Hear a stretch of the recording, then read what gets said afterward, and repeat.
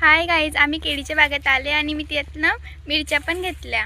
मी tomato पण घेतले. मी कांद्याची पात घेतली.